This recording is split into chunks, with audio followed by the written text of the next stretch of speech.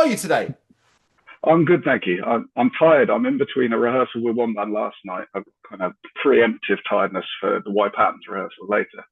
Wow, okay. Oh, I'll try not to keep you too long anyway then, so at least I don't Oh, it's all good. exhaust your voice.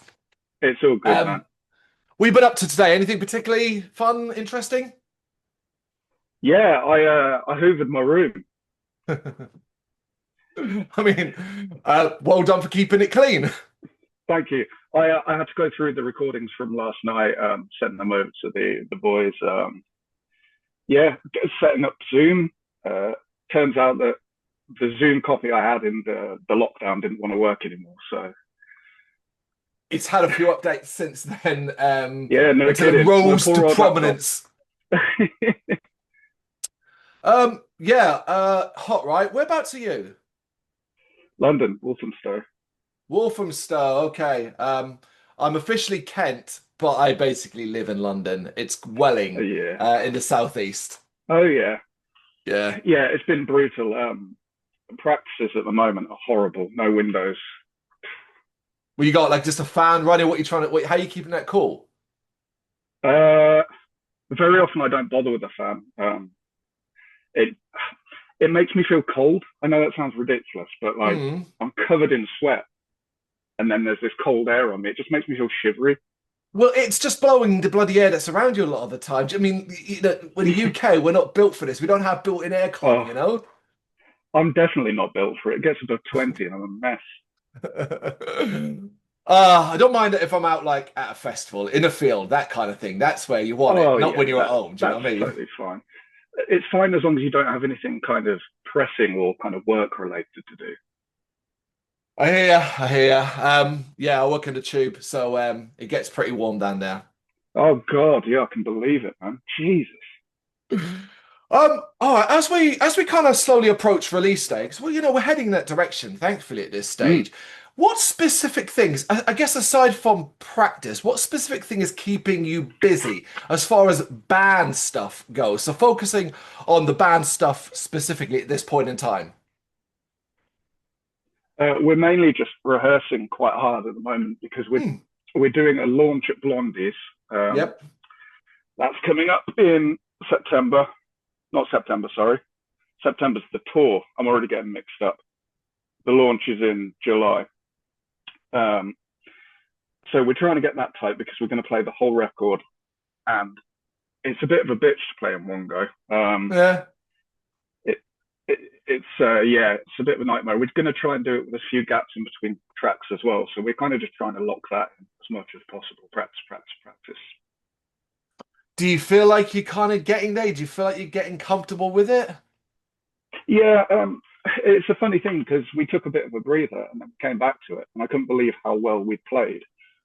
And then every subsequent practice, I don't know if I've grown more critical or if I'm genuinely getting worse, but I just, Jesus bloody Christ, I played better before, you know? Hmm. It might be tiredness. I think it might also be criticality. I think it's just this kind of feeling of like, no, no, it needs to be tighter, tighter, tighter, tighter. The constant striving for perfection, right? So like what maybe was It, good enough for you before isn't quite there now because you're expecting more from yourself. always, always. I'm horrifically self-critical with these things. Bit of a Yeah. nightmare for others as well to deal with me kind of going like, no, no, better, better, better.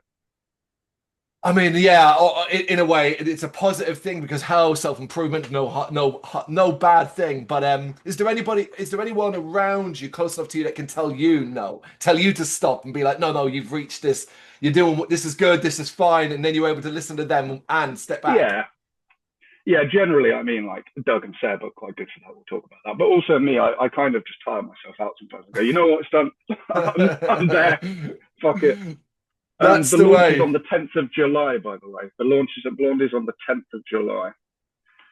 I'm not July very good with 10th. dates, but there we are. Yeah, no, I was literally just pulling up at the exact same time, 10th of July with Ritual Era at Ritual Era, Blondie's. absolutely banging band. Lovely guys as well. Yeah, great band, great venue as well. If you've never been to Blondie's, do check it out. It's very unique, particularly from seeing a live band there. It can be Yeah, chaos. my other band played there a couple of months ago, actually, and it was pretty intense. Yeah. Yeah, I love it there. Yeah, same, absolutely. I haven't been there since. I think last band I saw there was Christmas Burner at Christmas there, Oh so wow, Jesus, I bet that was intense. it was cool. It was cool. Um, Long and winding road to an album release. There's a lot that's got to be done. Do you enjoy the build, particularly, the promotion and campaigning to kind of get eyes and ears on it? Do you find that enjoyable? Not especially, no. Hmm. I I'm tremendously impatient. I like making things, putting them out immediately, and then by the time a record comes out, I've usually written a million things for the next one. So Yeah. my impatience gets in the way of me enjoying that process sometimes. I know Doug and Seb get quite into it. They're more involved in it than I am. They're quite good with that sort of thing. The PR side is strangely not my forte, despite the one being sat here now speaking to you. But the bit I enjoy is writing things, Hmm. being in the room with the guys and kind of having good ideas, trying things out, making the riff face at one another. That's the bit I enjoy. And the PR, I kind of like it because it's nice that other people get to come into that relationship we've got in the writing, and a lot of work's gone into it, and it's nice to get the thing out into the world. But I do have this horrible thing where I'm just like, God, I want it to be out already. A necessary evil, right? Like this side Absolutely. of things, and particularly when it comes to obviously how you've got to promote it on social media and stuff like that. How about obviously you're working with Human Worth in this as well? Have they been kind of encouraging you to kind of push it as hard as much as possible as well? Yeah, I mean, Owen is brilliant at this sort of thing. We Mm. kind of just follow his lead, and we've been working with Friendship PR Trail as well, who is obviously brilliant at it too. Um, I've never been particularly great at marketing the music I make, despite having been making it for so long. Mm. So it's nice to have those guys and kind of just kind of go, like, what do you think to this? Should we do this? And then kind of just leading the way. Um, and Owen thinks of things I would never think of. So Mm. Human Worth, I've worked with quite a few times with my other band, and our last record was obviously Human Worth. So we kind Yeah. of know the drill. We tend to ourselves try and come up with a rough release plan of dates and when we're going to put things out, and then we'll share it with Owen and Frenchie and kind of go, does this sound good? Is this enough time? And then we kind of just lean on their expertise. Yeah, they are two experts in this field. Absolutely. You'd be a fool to not pay attention to what either would say to you, right? Absolutely, But absolutely. kind of sticking to the other side of actually creating music. So still sticking to this kind of journey part of it. What other aspects of this creative journey? Because the entire process is a very long one, from the very first thing you ever write for this Mm. album to where we are now. What other aspects of the journey to this release have you actually enjoyed? Um, it's funny you use the word long because the kind of gestation period for all of these tracks has been enormous. We Mm, tend to go through hundreds of iterations of things. I think the bit I enjoy is there's a kind of like a spark moment, or like a flash of kind of like when you're in the room, it's just like, this is great. This is something I'd like to listen to. mm. And for me, it needs to be something that I haven't really heard before. So if I get that moment of like, boom, like, oh yeah, I would buy this. Like that's a really special moment for me. And that's the entire reason I make music, that moment of just kind of like, this is a really beautiful moment of cohesion.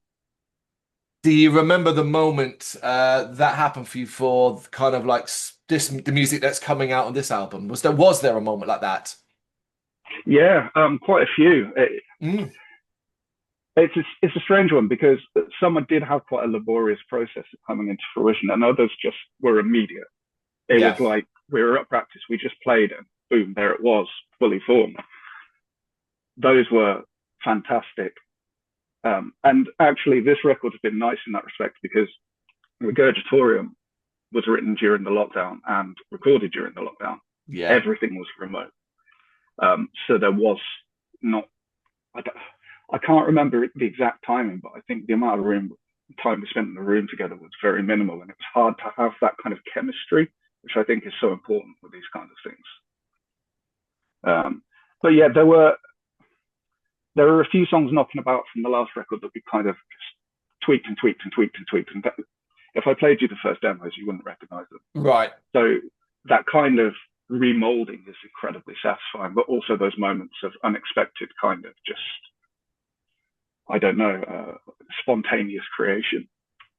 Oh, it's impossible to describe, right? It just happens. It's a feeling, and then it creates this. Is asking to someone else seems impossible.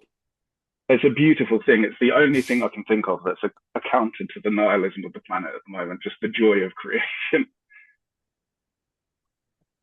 We should say, of course, we are talking about your brand new album, Screamers. It is out on July 11th by Human Worth, as we already said. Now, considering the journey, this question might be too out there, too vague for you to fully answer, but we'll give it a go. And it relates to vision. Because ideally, when you start looking at creating new music for what will be whatever it is in the future, you have a vision for what you want to do. Basically, when you started down the path to what we get now, Screamers, did you have a vision?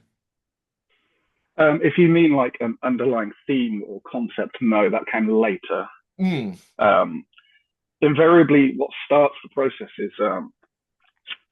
I often write my drum parts on Logic. And I was sending Seb loads of them. At one point, he had 50 to work with.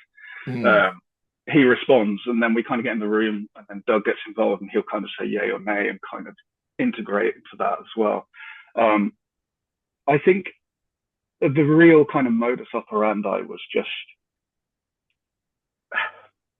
it was kind of taking what was immediately gratifying about Regurgitorium and condensing it and distilling it and making it just as uncompromising as possible. I think that was kind of, again, this feeds into my impatience, just something that was no like fanning around, just absolute kind of like full on.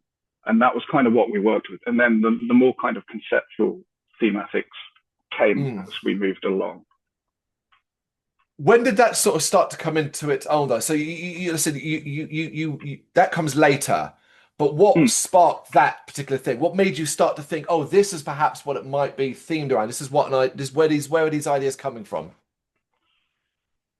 I think it was kind of listening to the undercurrents that are in the music. I think we kind of, I vaguely remember us, all three of us, on a bus ride to somewhere around Finsbury Park. We were talking about like what kind of vibe does this record have? And it's just, I think it's got a really dark, bizarre sense of humor, which is a consistent thing in our music, I think, because, we've got all of the hallmarks of, dour, heavy music, double kick, heavy bass, screamed vocals, But then Seb's got a 6-string fretless bass, a whammy pedal. Doug's got a whammy pedal. I've got cowbells. And, it's like, it's a mixture of something that should be funny, but it's kind of ha-ha funny for a moment, and then it's kind of uncomfortable.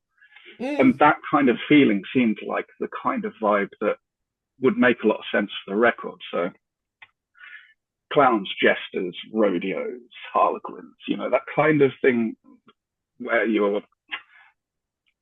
there's an inherent friction in your response because it's kind of amusing but kind of unnerving at the same time. And that friction, I think, is interesting, and that friction is present in the music as well, in the way that Seb and I play off of one another and Doug plays off of us. It's just, unison is really interesting in music. It can make some really heavy music, but I think what I find interesting is when things play off of one another and create this friction that makes something a bit more. So again, that kind of friction between those things, the humor and the not, seemed exactly like the kind of thing we should pursue for the record. Because sometimes result in the most unique music of all. The word unique is very, very hard to use these days, but there's no denying that this album has some of the most unique moments in some time. I wrote the first line I wrote for the review, and I'll probably change it, is just, "This is fucking weird." That's the first line of the review. So, but I can live with that. But no, so no, that's just the first line. There's a lot more to go. It's a very addictive, very clever, very interesting, and one of those records that you must keep coming back to, because each time we find something brand new, that you missed the first bloody time. Thankfully, as well, it is so damn digestible. This is in the sense that if you don't have the patience to sit for a full album, well, you know, this is you can do this several times in an hour. So that's pretty good. Whether or not you want to is another matter, but yes, Well, I mean, technically you can. that's you know, beauty's in the eye of the beholder, right? And everyone's got Absolutely. different tastes. Um, right, got Regurgitorium. That came out at a very unique time. You see, created in a unique time. So was a follow-up always going to happen? E.g., did you feel like you had to do something else because that either didn't get it the attention it deserved because of when it came out, or because of how it was created? And that's quite an interesting question, actually, because it might be a thing that's personal to each of us. I know Seb was incredibly burnt out after that record because he was doing huge amounts of bass overdubs. We were, we were on a tight time frame. We couldn't all be in the studio at the same time, like I say, COVID. Mm. I kind of came out of the recording of Regurgitorium just almost wanting to. This sounds really damning, but it's not. I think this is a good thing. I wanted to correct some things that were present in the writing in Regurgitorium. Mm. I really like that record, but some parts I'd written were a little bit too clever and fiddly. And Mm. they were kind of okay in the practice room, but when it came to recording them and playing them live, I couldn't do them with as much gusto as I wanted. So I came out of Regurgitorium going, right, I'm going to write some really hard hitting stuff that I can just, every single stroke can be like full conviction. So I kind of had like a vibe I was taking from the recording of Regurgitorium.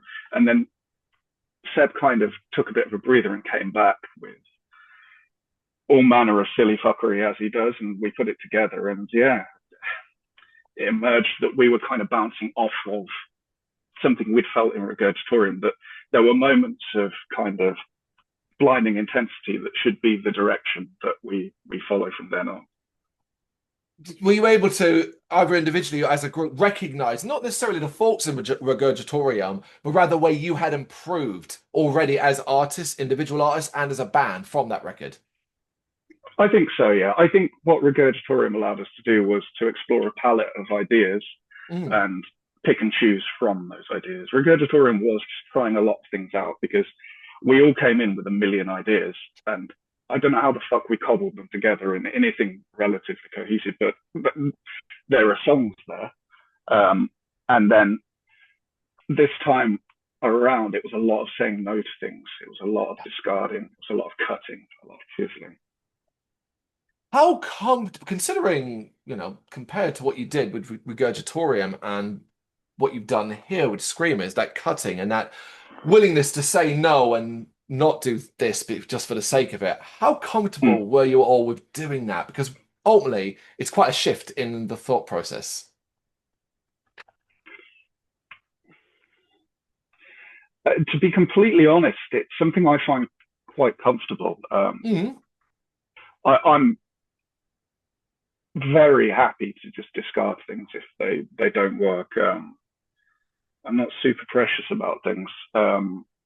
It was a strange one in Y Patterns versus other bands I've played in, just because, like I say, we had such a surface of ideas. There were so many things Yep. to sort through. It was kind of necessary to get rid of things and to not let things get in the way of what might be, very, very particular Mm. songs.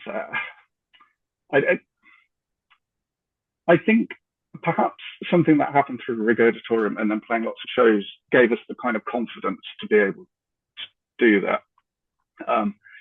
I perhaps became a little more willing to kind of, I don't know, be a bit more, I can't think of the word, harsh about Mm. songs and kind of dither a bit less and just like, no. And I think the other guys are the same as well. I think it was just through making Regurgitorium and then playing live lots that we kind of decided what worked and what didn't. Because there's a real kind of, how do I put this? When you're playing stuff live and it's fiddly, or like it feels like Yeah. a part's going on too long, it's a bit of a mood kill. So again, like we came back to writing with that in mind of just, this is a live experience. We want this to be like the live experience of seeing us, smash the set out in 20 minutes. That's Mm. how the record should be. It shouldn't be too ponderous. Right, so yeah, that makes a lot of sense to me. That those live shows, you would have learned so much from them. It's such an important part of being in a band these days, Mm. particularly from what you're doing. But I listened to the record. In fact, even before we chatted here, I had it going pretty much from half two up until 4 o'clock when we decided to start chatting. Because that's a fair few run throughs, and all I kept thinking of it several times was, my God, there must have been some challenges creating this record at certain points, moments, particularly from an individual perspective, where you really, really pushed yourself. So that's kind of what I want to break down with you specifically. Challenges that you can kind of point out creating this record, particularly the writing period, where you just tested yourself to such an extent.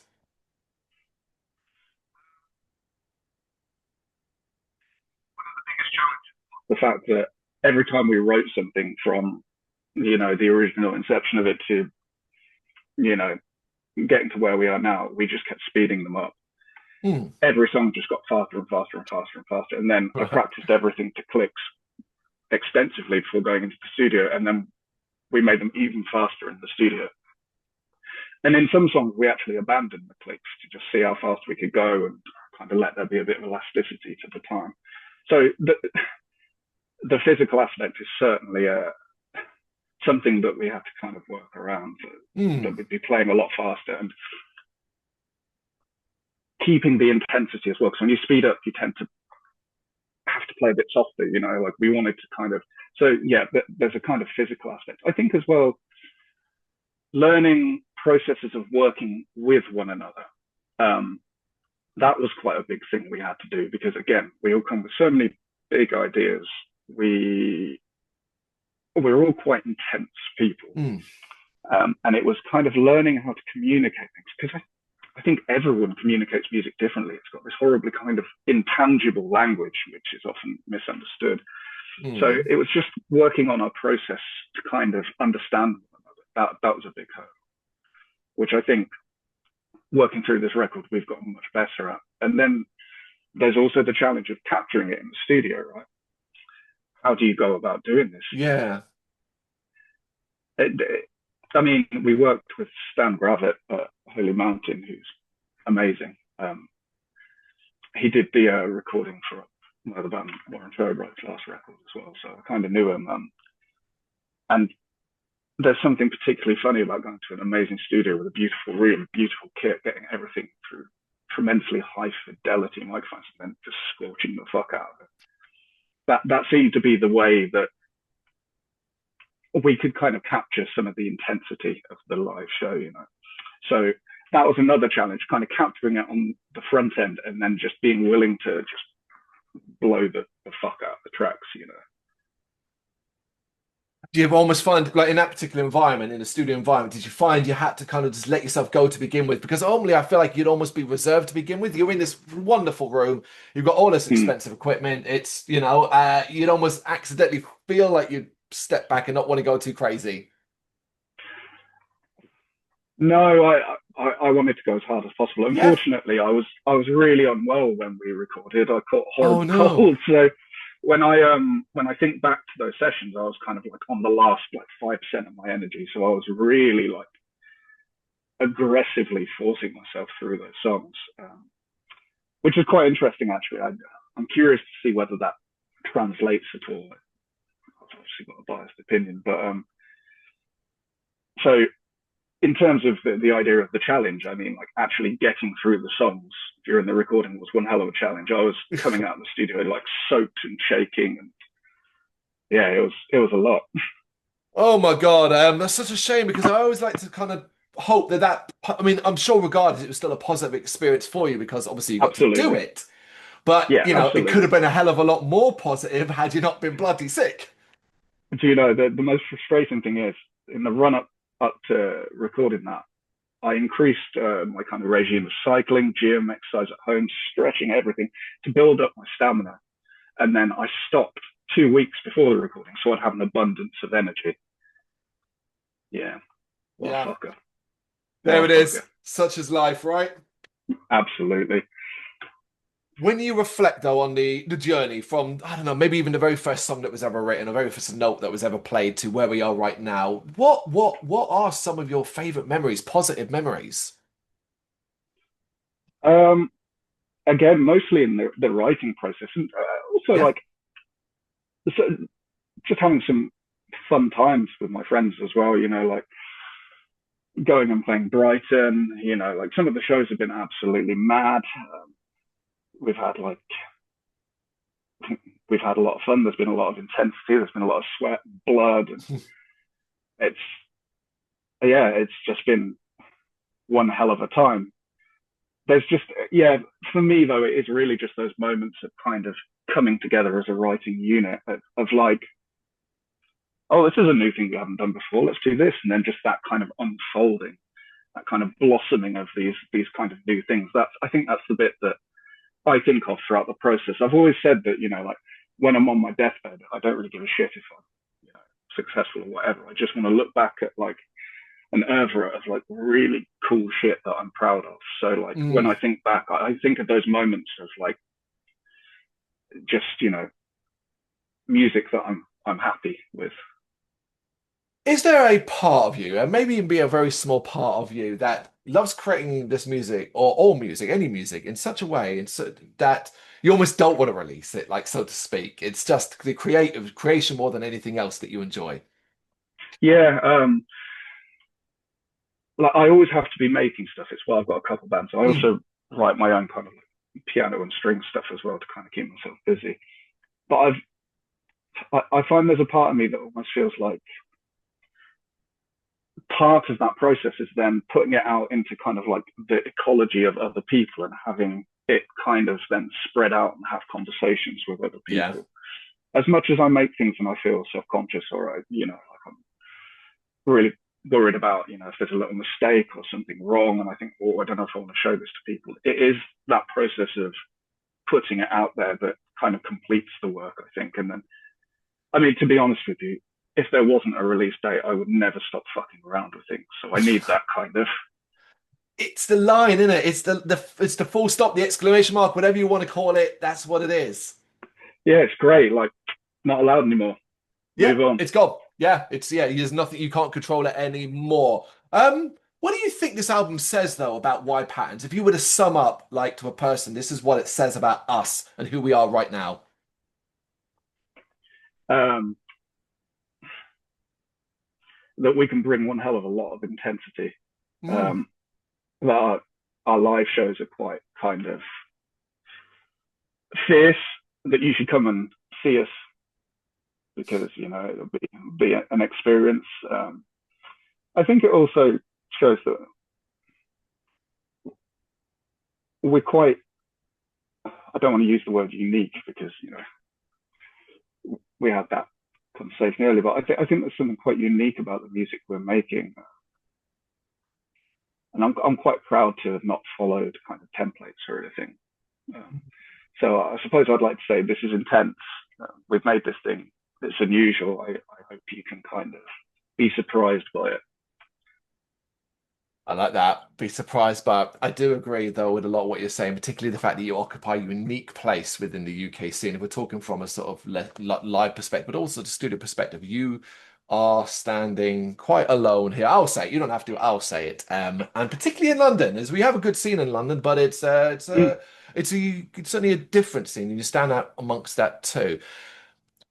On that question, here's the question. Where do you think you fit in regards to the general UK music scene? But also, are you encouraged by what you see around you musically? And do you find much inspiration coming from the wider UK musical scene? A difficult one because Mm, I feel inspired by two different, very conflicting kind of feelings I get from seeing a lot of live music, which is right. one that there are bands we play with who are so good. I find it really, really encouraging. It makes me want to do more. It makes me want to play with them. I mean, we play with some really great bands like Dead Pop. We're trying to get something together with the Eurosuite, Human Leather, Mr. Lizard. I Mm. mean, incredible bands. Like, just what a gift to kind of have them knocking around. So that's very encouraging. It's very inspiring. But I'm also inspired by a lot of acts I see which are very boring because I'm then inspired to not do that. Um, so it's kind of like that double-edged sword. Where we fit in, I'm not entirely sure with you. I wouldn't even like to broach a guess. I'm not sure. I don't Mm. really care. To be honest, That's pretty I just cool. I just want to do things, you know. It's fascinating though, because obviously, well, nobody, I don't think anybody particularly wants or these days enjoys putting people in bands, artists in boxes, particularly when it comes to genres. It is an inevitability because you got to sell a Of band, course. and obviously that comes down to it. And it comes to a promotion kind of thing. But I personally enjoyed the genre-defying aspects of music, like you. Great, but how do you get around that side of things where you can't necessarily yourself sum up who you are when it comes to having to sell yourself, not necessarily to people, but to Yeah. algorithms and playlists and stuff like that? It, it's a difficult one to get around. And I think it's kind of a case of the necessary evil of, the boxes, the genre thing of kind of going, okay, well, what do we want to roughly align with? Who do we want to be playing shows with? Yep. That's often a good way of us kind of gauging that. So with coming out of the last record, it was kind of a case of maybe we'd like to play more punk shows, Hmm. more shows with hardcore bands, like even grindcore, rather than kind of noise rock inflected music. So I think we've kind of thought of this as more of a like, even though it's not a hardcore slash kind of grind record. And there's a certain joy in then playing those shows and just being the weirdest fucking band on the bill. I quite like that. Like hardcore itself is evolved to such a state where it's not as recognizably or as easy to define a band in that genre as it used to be. So why the hell Yeah, it's true. not? I care very little, man. I personally love varied as hell bills, man. I want to see madness put together, you Yeah, know? agreed. Agreed. I think that's just a beautiful thing as well because there's always commonality as well. There's always a thread, and at the very, very basis of it all, there is these people who all enjoy kind of weird sounds and weird music, bringing it all together. So who gives a fuck if one band's like crust and another band's a little more progressive? Like lovely. Let's all have a chat and kind of make a racket. That's it. Let listeners decide what you want to be, what they think you want to be, or whatever, and let them say it and think it and whatever. Because that's what matters the most at this stage. In fact, talking about that, what do you hope listeners take away from this record?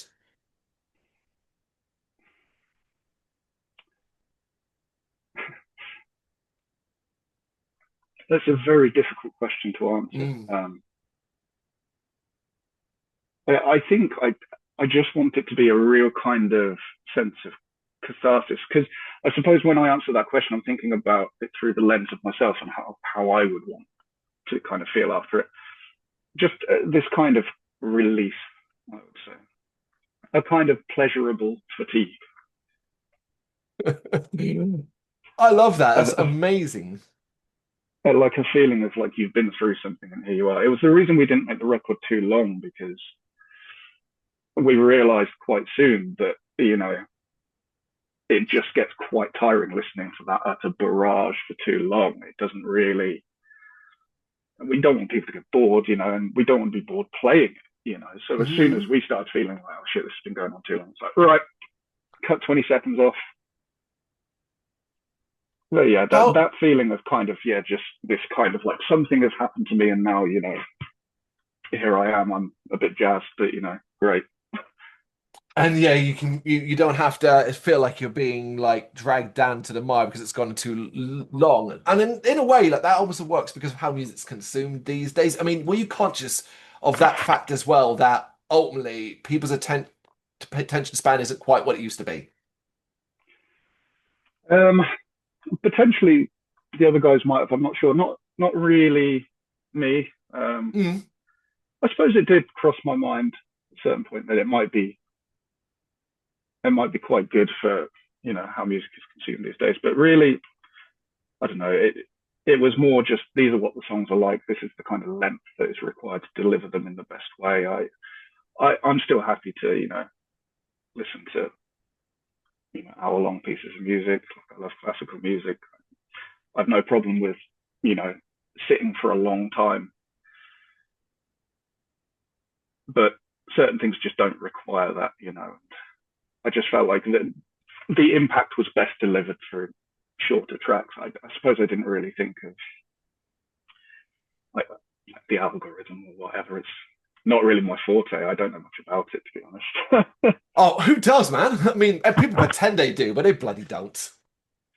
It's a strange one. I just want to make really good shit that kind of does the thing it's supposed to, and then if it lands, great. If not, Yeah. bummer. I'll do another one. Well, speaking of which, then, aside from the obviously release of the album and the album release show, what else right now is going on with you that's particularly exciting for you? Me personally, or the band? For you, just you in general. Like, you can relate it to the band, of course, as well, but anything else that because obviously you make a lot of other music. Well, I mean, for White Patterns, we're just excited to kind of go out and play these shows and take people's faces off. So that's quite an exciting prospect. And we've already booked a little bit of studio time to start recording some new bits. Wow. We have a few bits tucked up our sleeves. We've got half of the new record ready and potentially some other bits.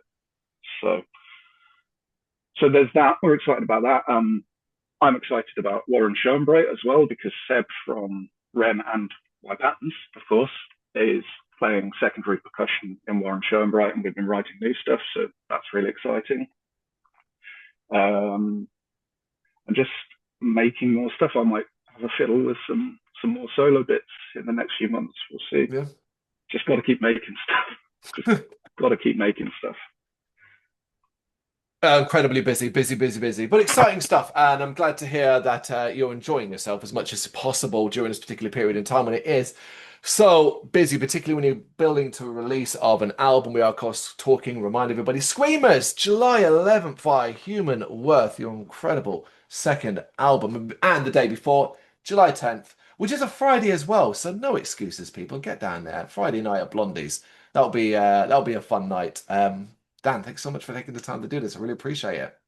Thank you very much for watching. If you've enjoyed what you've seen, please consider hitting that like and subscribe button. It does help us out. You can find us at gbhbl.com and across all social media platforms. And if you really want to give us a bit of extra support, please consider buying us a cup of coffee over on our coffee page. Thank you.